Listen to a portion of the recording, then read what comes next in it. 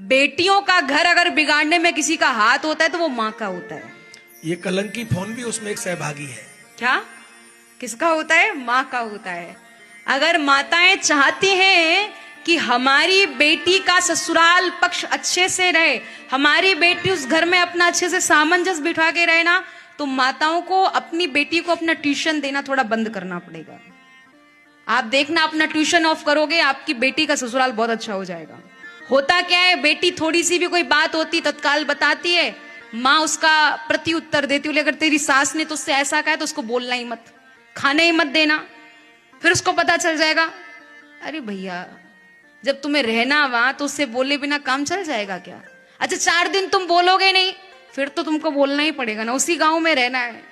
एक कहावत है, इसी गांव में रहना है और हाँ जी कहना है। तो वहां रहना ही है तो फिर किससे मतभेद करना, क्यों मन मुटाव करना।